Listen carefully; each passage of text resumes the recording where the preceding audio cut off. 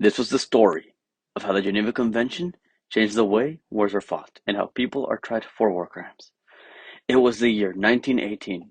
There is currently a world war happening, inflicting grief, terror, and fear into the people's hearts. Prisoners at camps are being slaughtered like livestock. Some prisoners tried to run out of fear, but were still killed by their guards. While prisoners were getting killed, American soldiers were fighting against the other German soldiers. Little did the Americans know that the Germans have developed a chemical weapon of mass destruction called mustard gas. The American soldiers started gasping for air as blisters start forming around their bodies.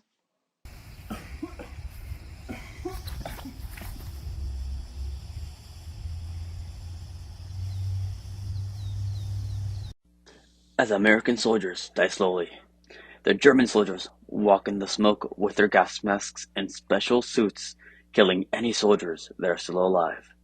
In 1942, in the Pacific, the American and Japanese soldiers were fighting each other. The Japanese soldiers made a plan to surrender and trick the American soldiers into an ambush. This was later known as a tactic called false surrendering. We surrender! We surrender! We surrender! Get on your knees and put your hands behind your back. Yes. Where are your allies? You're up north. Take me to your camp. Yes, sir. Go!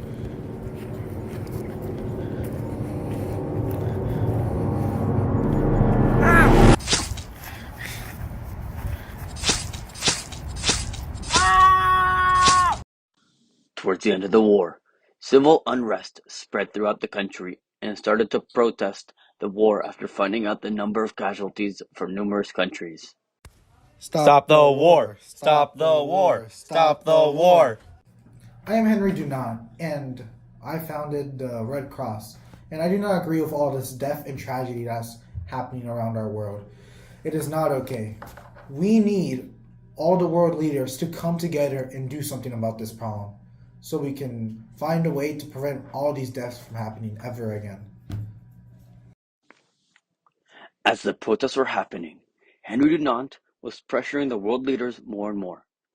He was one of the biggest factors of why the countries decided to hold a meeting. He was very persuasive on why a convention about war crimes should be held. He was also the founder of the Red Cross, making him want to help people in whatever way possible.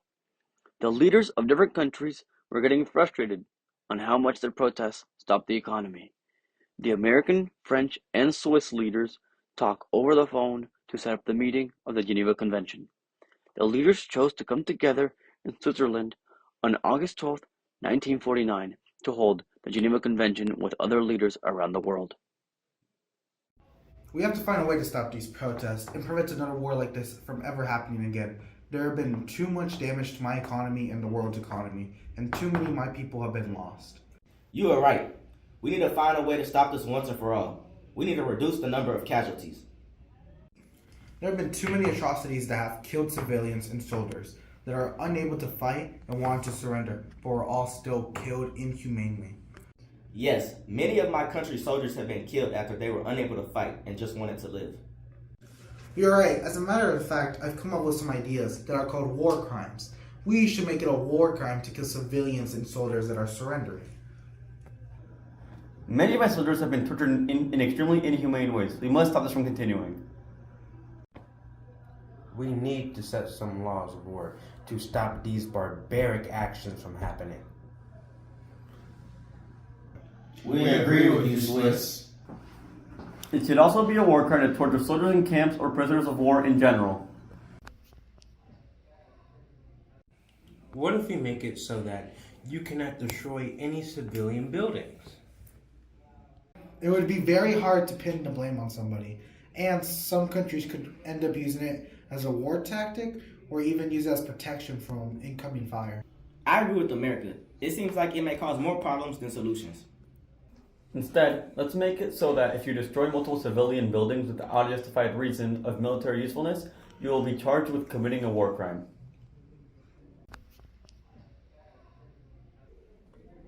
We should also make rules against falsely surrendering and killing injured troops on land and shipwrecked troops in general.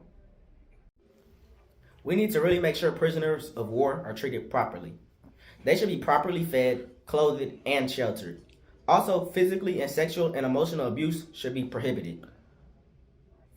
You're right. Prisoners of war should be treated with basic human decency. No soldier should be treated improperly. Soldiers should also be provided with freedom to practice their religion.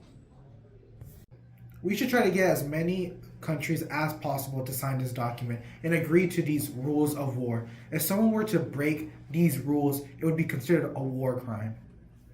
Glad we can agree. Glad we can agree. Glad that we can agree. Glad we could agree.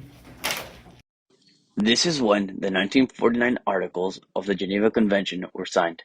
The people around the world were happy to hear about the signing of the Geneva Convention. A total of 196 different countries have ratified the Geneva Convention. After that, the Nuremberg trials were held, causing lots of Nazis to get tried for war crimes, genocide, crimes against humanity, and crimes against peace. This was one of the biggest war crime trials held. The result of the trials ending was that some of the Nazis ended up getting the death penalty, lifelong imprisonment, and other lengths of imprisonment. Thank you for watching our film.